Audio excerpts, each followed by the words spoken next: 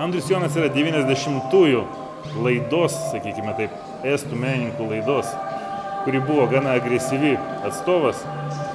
Ir jo performansai maištauja prieš sistemą, bet ne prieš politinę ar kažkokią tai, o prieš, sakykime, galerinių struktūrų sistemą, kuri diktuoja menininkai, ką, kada ir kaip reikia kurti. Maištauja prieš tam tikras madas, tendencijas, kurios vėlgi stabdo meninę tėkmę, meninį galvojimą, meninį mąstymą, buvimą mene.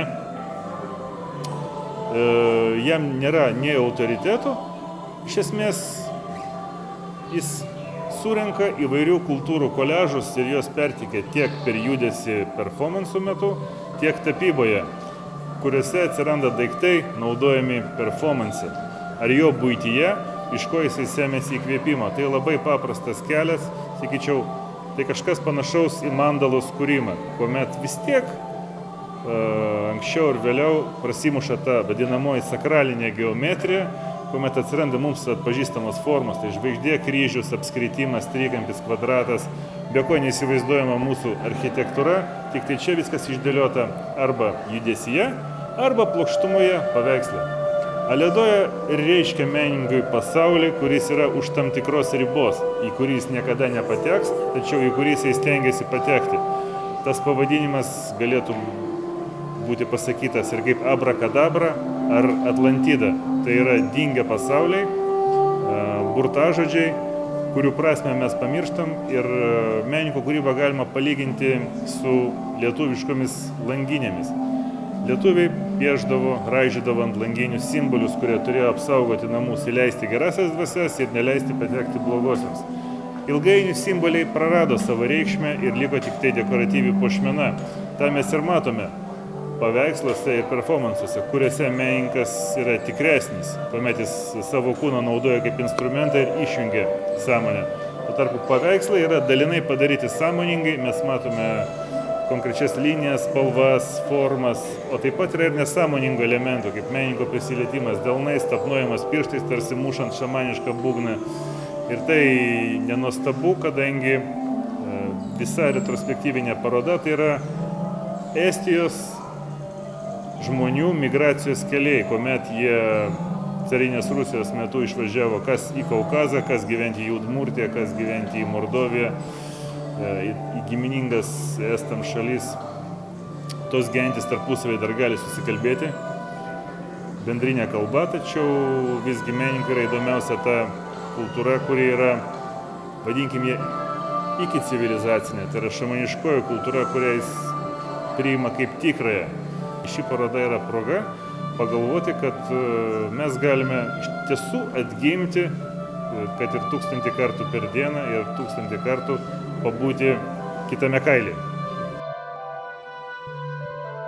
Aš manau, kad žmonėm, kurie nėra pratę prie tokių pasirodymų ir, nežinau, gal jiems čia buvo pirmas kartas, kai jie kažką tokio bandyto šokiruojančio pastebėjo, tai aš manau, kad tokie dalykai dažniausiai verčia susimastyti tikriausiai, nes naudojami labai simboliški dalykai, kaip kad monetos ar tas pats šlapinimasis viešai, tai labai simboliški reikalai.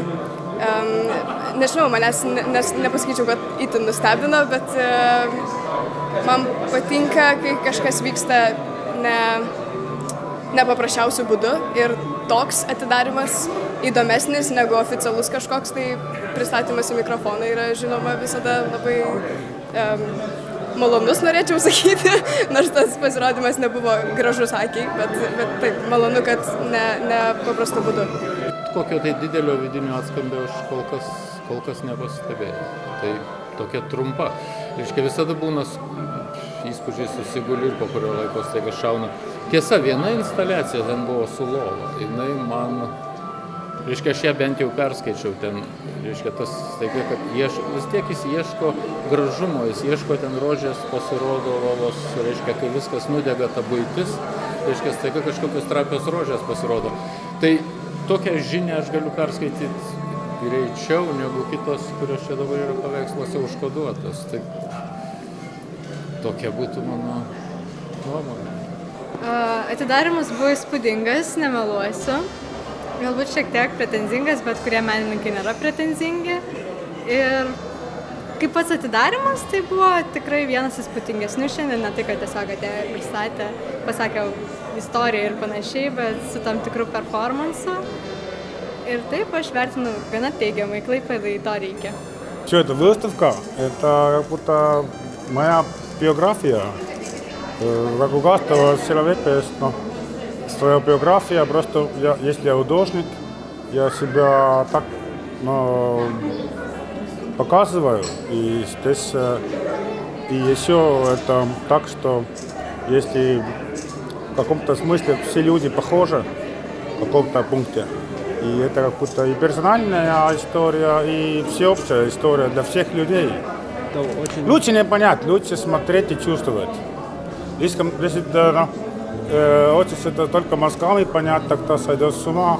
Лучше сядь так, идти разные состояния своих эмоций и просто быть вместе с этими картинами и с этими эмоциями, и без эмоций даже совсем. И это есть все мы в каком-то смысле. Главная идея о том, что надо идти эту дорогу. И, конечно, художники, нормальные люди, как говорят, художники всегда сумасшедшие.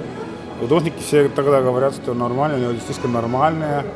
Я всегда хотел быть нормальным, но это не вышло, потому что я родился художником. У меня всегда это было, что так нельзя делать, так не можно делать. Это искусство, это не искусство. Просто, как я сказал, я просто делаю свою работу. Но если я это не делаю, конечно, легче так не жить. Жить по-другому легче.